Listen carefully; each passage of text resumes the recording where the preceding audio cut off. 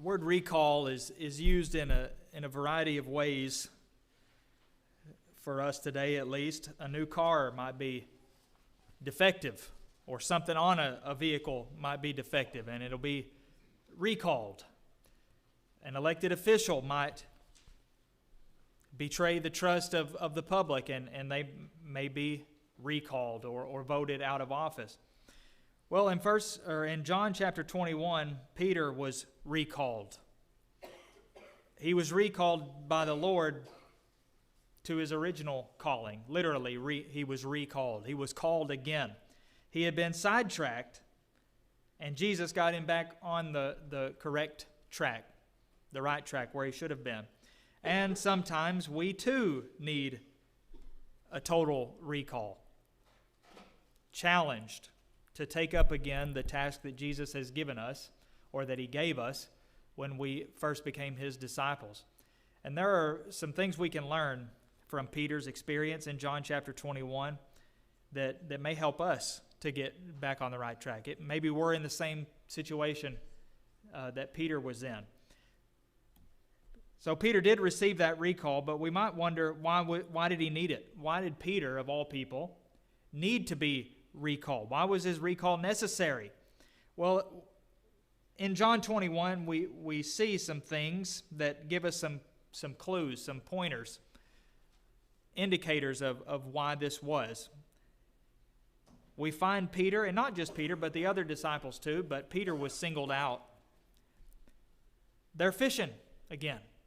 Now, we haven't seen Peter fishing, or the others, in a long, long time, as far as the gospel record is concerned. Years had passed, three and a half years or so, and they hadn't been fishing since Jesus called them the first time, or at least the second time when he came through and called them to permanent discipleship. But from that point on, they didn't do their fishing anymore. That was their way of life, their business, the way they made their living.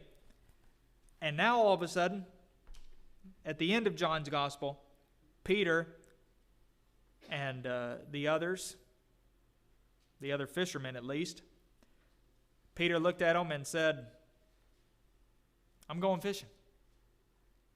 Just out of nowhere, out of the blue. "I'm going fishing." We've talked about in our study of the life of Christ at this point how lost the disciples were. The apostles, they didn't know what to do, what they were going to do, how they were going to figure out what to do. And so here we see them sitting around, it seems, and that's what he thought of. "I'm going fishing." Back to fishing. What's wrong with that, though? What's wrong with fishing? What else should they be doing at this point?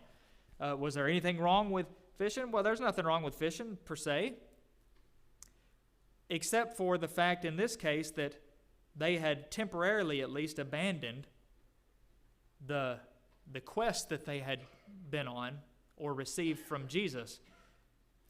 He had called them to be fishers of men. He said, "You're not going to be fishing for fish anymore. I'm going to make you fishers of men." And now they had gone back to their nets again. They did leave their nets. Now they've gotten them back again. Peter was called away from fishing, but now he's back in his old boat again. That's one reason why he needed a recall. Wasn't the only reason. Something he had done earlier made it even more crucial and necessary when he denied Jesus 3 times. That is probably why Peter was singled out. The others were, at least 2 others, it says, were fishing with him, but he was in a little bit of a different situation than they were. And he needed to be personally called out. And if you remember in I think it's Mark's account, after Jesus rose from the dead, the angel said, "Go tell the disciples and Peter that he is risen. He's gone before to Galilee. Tell the apostles, tell the disciples, and Peter." Peter was one of the disciples, but even he was singled out even then because it was very important for him. I wonder what caused them to abandon the task that Jesus had trained them for, essentially. Well, Jesus seems to point it out put it up to a lack of faith. And they were really struggling with a lack of faith at this point. And therefore, here they are, hopeless, lost, clueless as to what to do. They knew what they had been told to do, but they were clueless as to right here, right now, what do we do and how do we do that? And so they weren't doing it. Whenever we're clueless as to how to do something or what we should do practically, I know what the goal is, but what do I do to get there? We do nothing because we don't know. And that's exactly where we see Peter and the others here. And it is for us today also far too easy to neglect our task and to forget about it or to shove it aside. Christians sometimes become so involved in their work or their recreation that they have no more time left to seek and save the lost. Or elders may become so involved in trivial matters or putting out fires here and there in the church, so to speak, that the sheep may go lost or stray as a result. Preachers may become so involved in promotional things or organizational things or other things that now there's no time to spend actually preaching or studying. Even whole congregations can get so busy just doing the little things, just keeping it going, that they forget that God has called them to be a church, His church, that is to bring the lost to Christ. When we lose our direction, we need what Peter needed. We need to be recalled. We need a recall. Called all over again. Well, how was Peter's recall accomplished? What we'll spend a few minutes looking at is how exactly that worked, and hopefully see in it ourselves in this situation. First of all, Jesus recalled Peter by meeting his need for a deeper faith, or demanding and reminding him of his need for a deeper faith. In John 21, verses 4 through 13, we read, "When day was now breaking, Jesus stood on the beach. Yet the disciples knew not that it was Jesus. Jesus therefore said to them, 'Children, have you anything to eat?' They answered him, 'No.' And he said to them, 'Cast the net on the right side of the boat, and you will find.' They cast therefore, and now they were not able to draw it for the multitude of fishes. That disciple, therefore, whom Jesus loved, said to Peter, 'It's the Lord.' So when Simon Peter heard that it was the Lord, he girded his coat about him and cast himself into the sea. But the other disciples came in the little boat, for they weren't far from the land, only about 200 cubits, dragging their net full of fishes. So when they got out upon the land, they see a fire of coals there, and fish laid thereon, and bread. Jesus said to them, 'Bring of the fish which you've now taken.'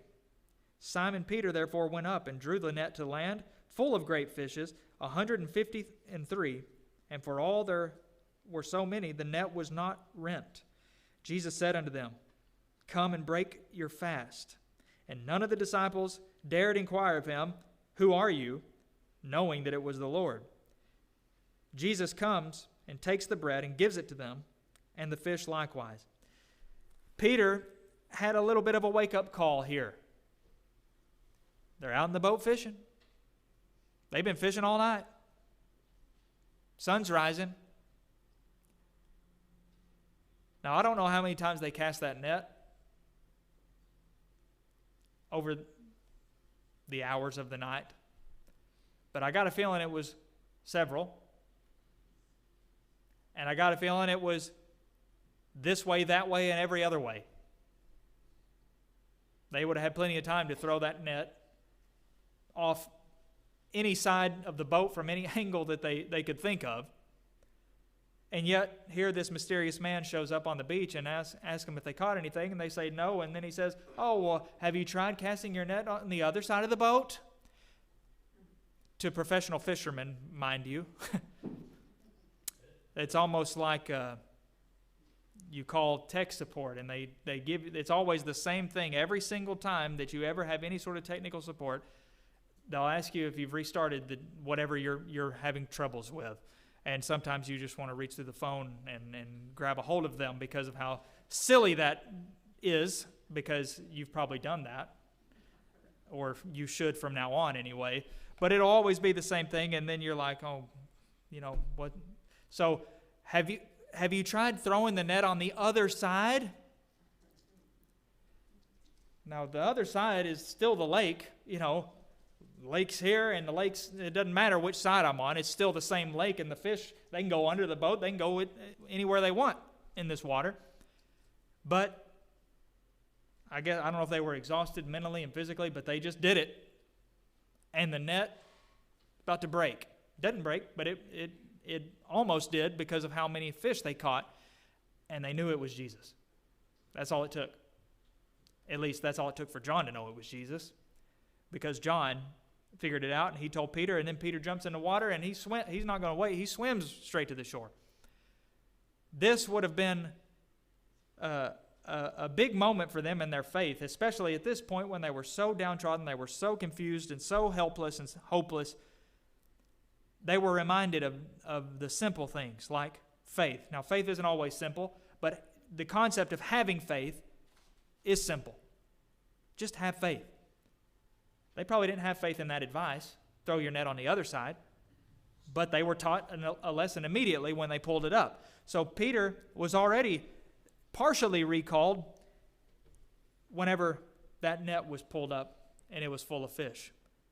Jesus says to do something, even though they didn't know it was Jesus yet. If Jesus says to do something, and the implication is you're going to see results, if you do that thing, you're going to see results. You can have faith and trust that. Jesus' word is trustworthy. When Jesus is with us,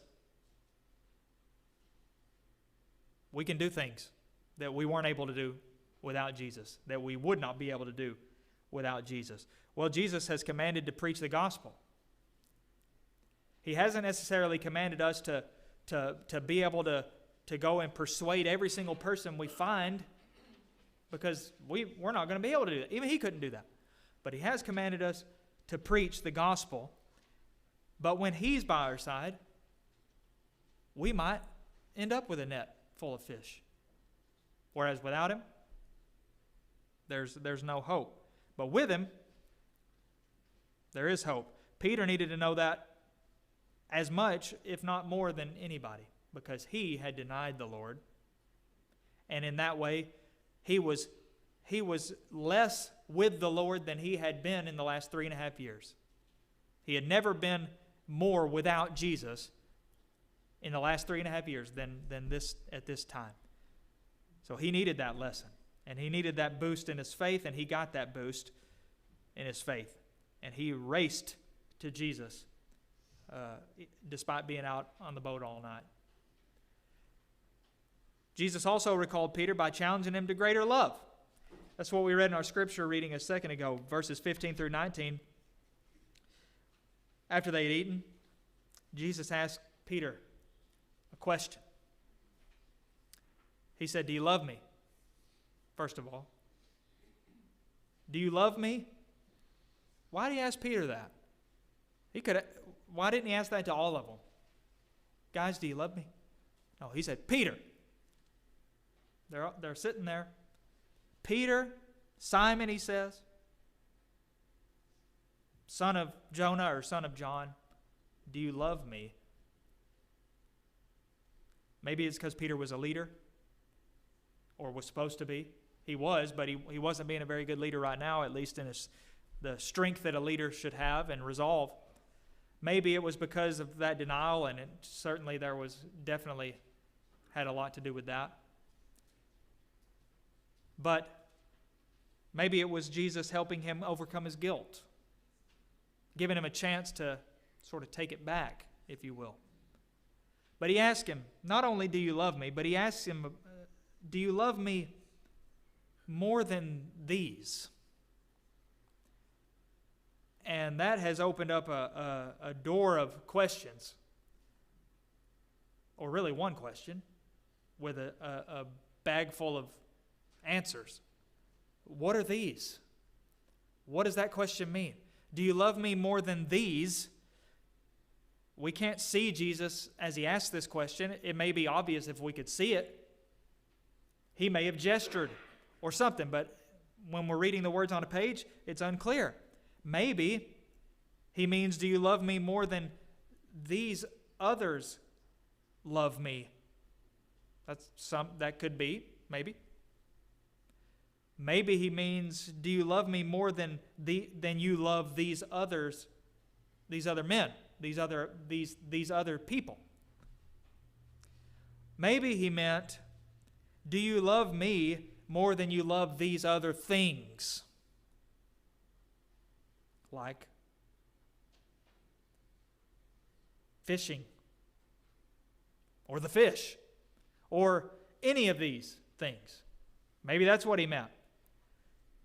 But whatever he meant, his point is pretty clear. And really, you could fill in the blank anything there. Do you love me more than whatever?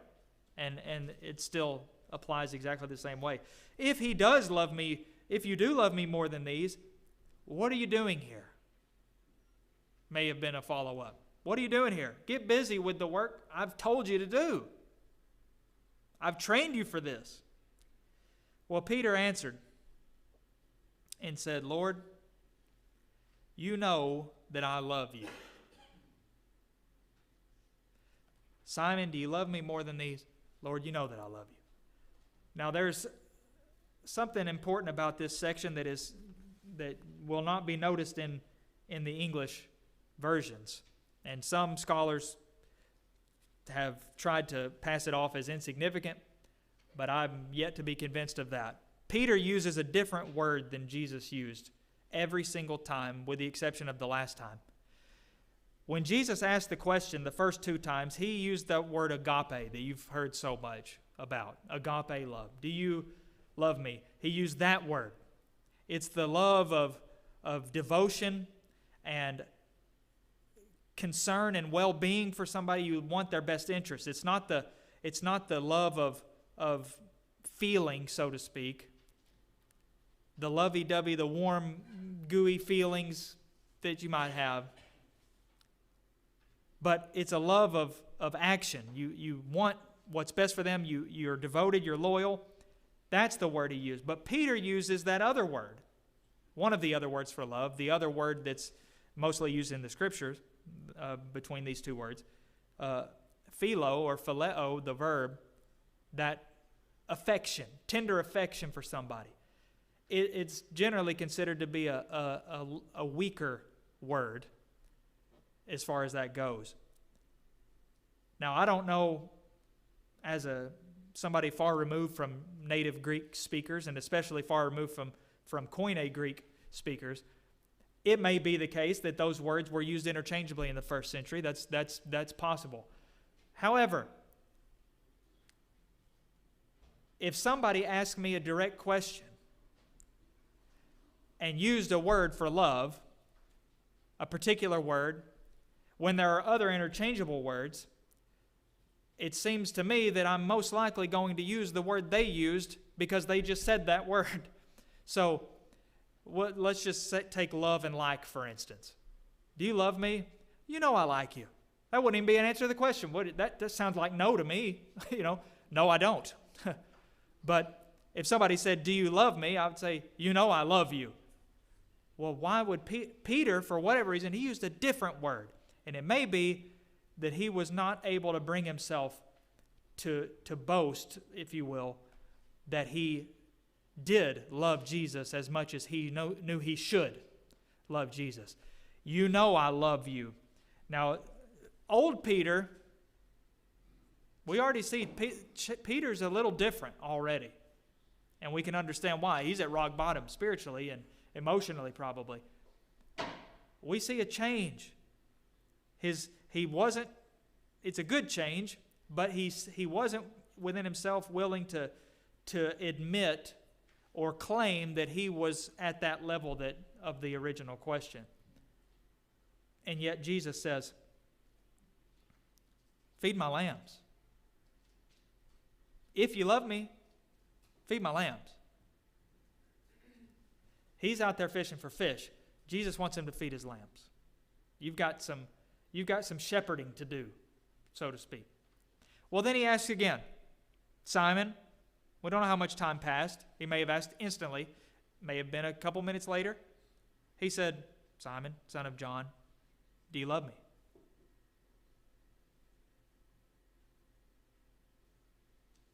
He said,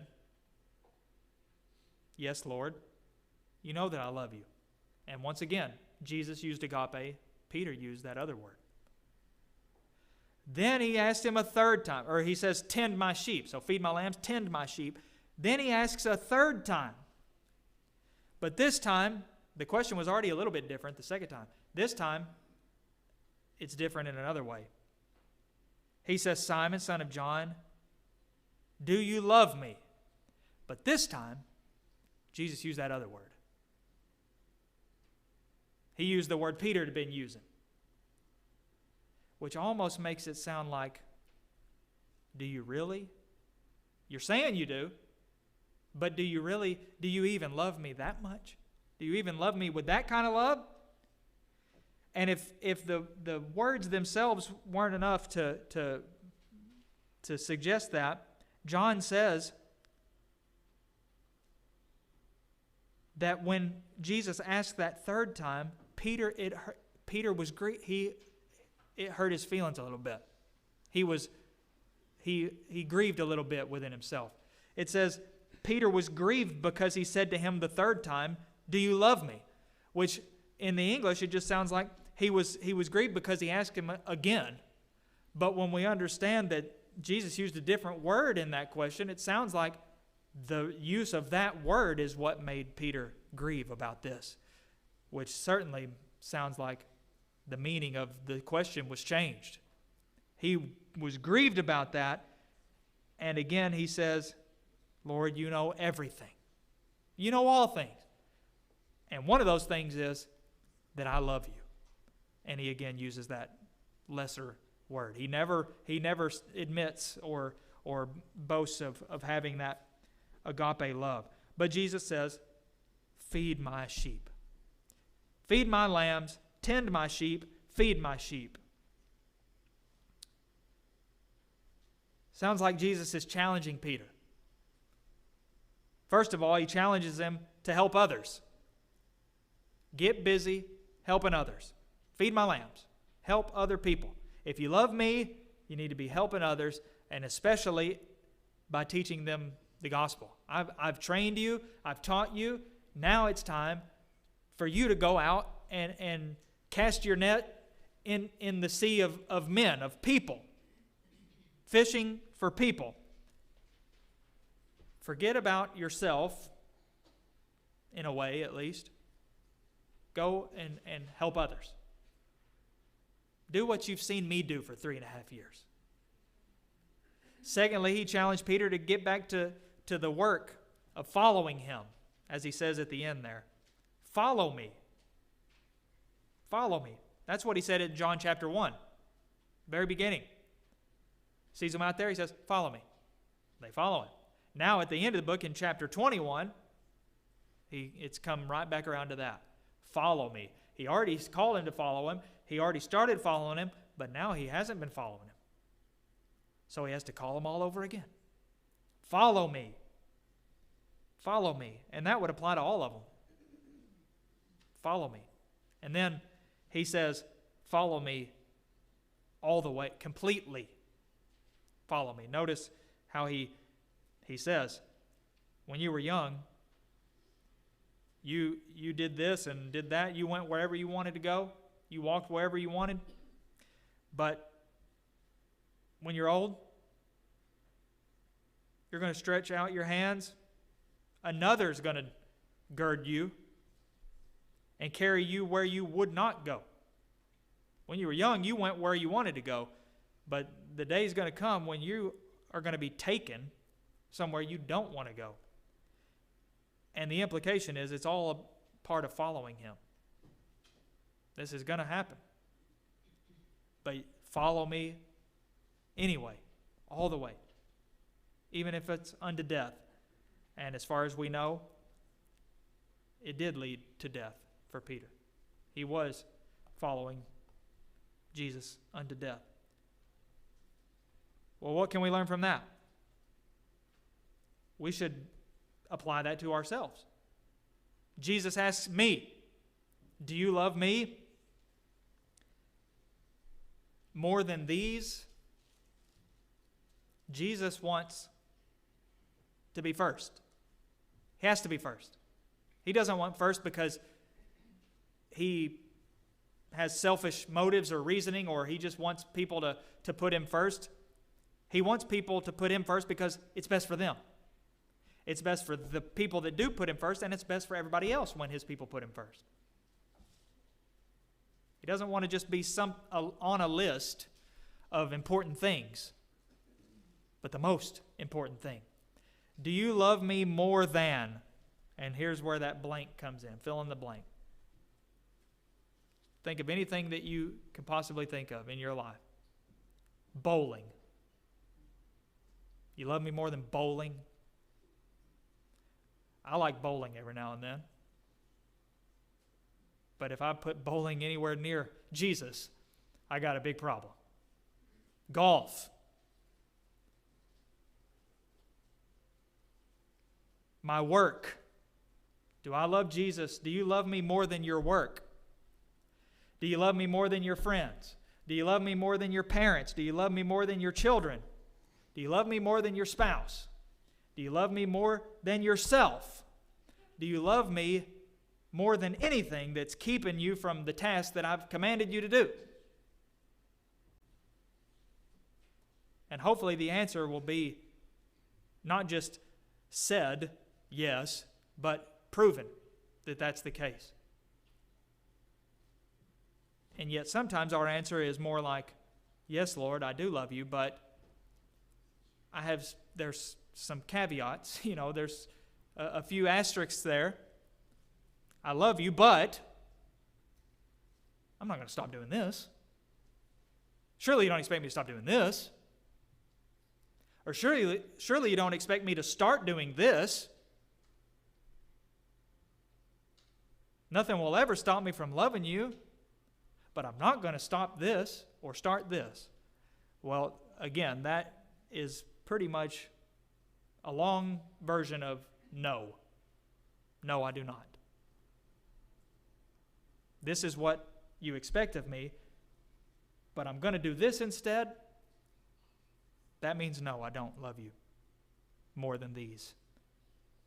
And that puts us right in the same situation as Peter, at least at this point.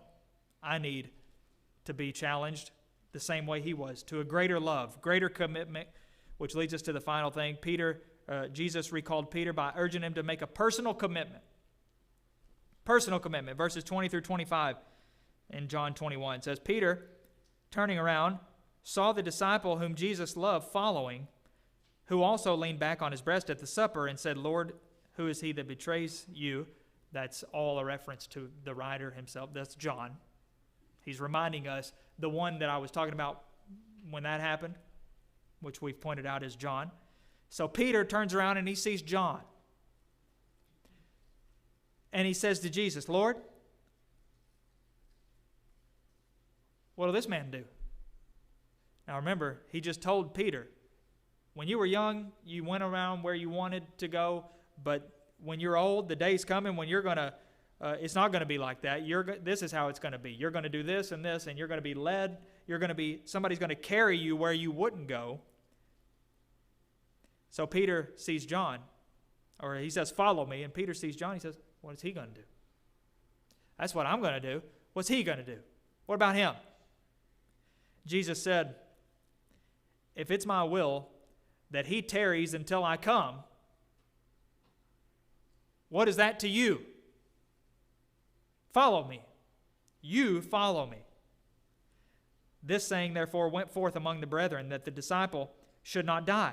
Yet Jesus didn't say to him that he shouldn't die, but that if it's his will that he tarry till I come, what is that to thee? In other words, Jesus is not saying John wasn't ever going to die, and John's clarifying that here. So verse 24 says, this is the disciple that bears witness unto these things, and wrote these things. And we know that his witness is true. There are also many other things that Jesus did, the which, if they should be written, I suppose even the world itself couldn't contain the books that should be written. So, this is just one of those things. Peter is called, again, to make a personal commitment. Don't be distracted by your other hobbies or whatever. Don't be distracted by other disciples. You worry about you. Now, that's not advice that applies in every sense, because we should be worried about other people as far as their souls. We should care about other people and not just worry about ourselves. But as far as using it as a distraction or a comparison or something like that, Paul said that's foolish to do that. Comparing yourselves with yourselves is foolish. That can't ever result in a good thing. Well, I compare myself to this brother and I feel like I'm not good enough. I compare myself to this brother and I feel like I am good enough. Neither one of those is a good thing to do, unless somehow comparing yourself to somebody that makes you feel like you're not good enough helps you to be better, but it doesn't always work out that way. Paul says it's foolish to do that. Jesus is telling him it's foolish to do that. If I want that disciple to tarry around on the earth until I come back, what is that to you? And again, John says he didn't mean that. He didn't mean that's actually what's going to happen. He just says, what is that to you? You're going to experience a certain manner of death as a result of following me. It's not the best news somebody could hear, I guess. So what about him? You don't worry about him. I said, follow me. That's it. That's as simple as it is. You follow me. You don't worry about him. And that is the mistake we make so many times, isn't it? I can get so caught up worrying about why other Christians are not following Jesus that I all of a sudden realize I'm not following Jesus. Because I'm worried about them. Why aren't they following Jesus? They don't do this. They don't do that. It's not to say that they shouldn't do that. They should be following Jesus.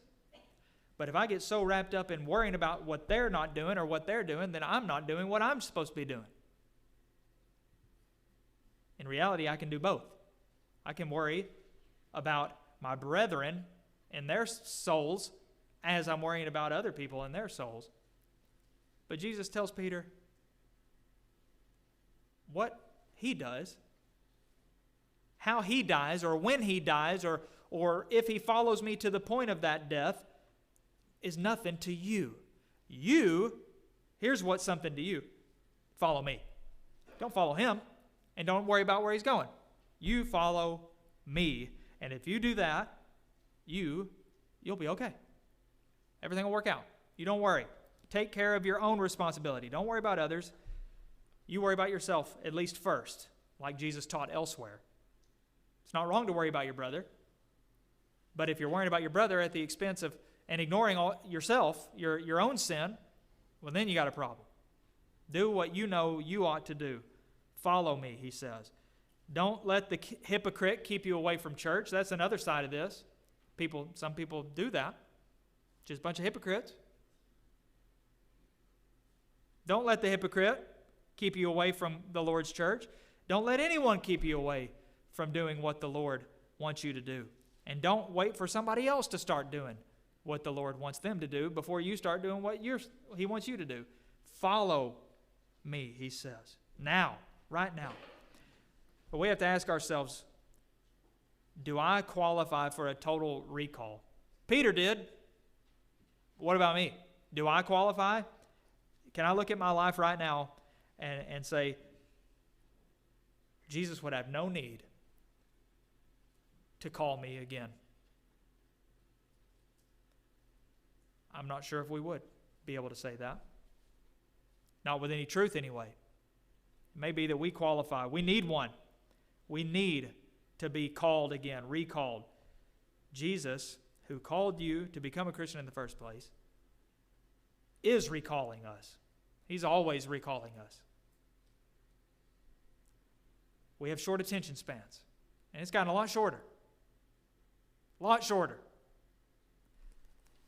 We know evolution's a bunch of nonsense, but if it was true, the last 10 or 15 years have not been good for the human race, okay? Because attention spans, they've gone down significantly. And that's hurting Christianity. We need to be totally reminded. Hey, wake up. Keep going. Keep going. Do this. And then we get sidetracked. No, come on. We get sidetracked. And we get pulled back. Keep over and over. This is the Christian life sometimes. Shouldn't be, but this is how it is. No, get over. Get over. That's what Jesus, if he needs to, that's what he's doing. Here we're veering off, and he's calling, telling us, what are you doing? Where are you going? We're not supposed to go that way. I told you to go this way. Keep going. I called you to do this task. We are supposed to be seeking and saving the lost, just as he did. Is that what we're doing? He didn't call us to meet together on a Sunday and sit in a pew for a couple hours, and that's it. He called us to a mission. That mission starts when we leave this place. Not when we come here. It starts when we leave here. This is part of it, but the real mission starts when we leave. What do I do when I leave? Am I doing that, or am I doing something else? What occupies my time? Maybe I need Jesus to call me all over again. And if he does need that, if you do need that, if it applies to you, well, why not make sure that it's not going to be true again next week, next Sunday, or tomorrow? He needed to call me again, but he's never going to have to call me again because I'm focused, I'm working, I am devoted to his cause. That's what Peter did. We don't ever see, at least for a long time, Peter didn't really need to be recalled. He did mess up, but he understood his mission. He understood his calling. Paul understood it. Let's take their example. Let's take the Lord's example. Be devoted to the Lord's will, what he wants. Acknowledge what he wants. Make my life about that thing. Seeking and saving the lost. Saving myself first, and then helping others as well to come to the Lord.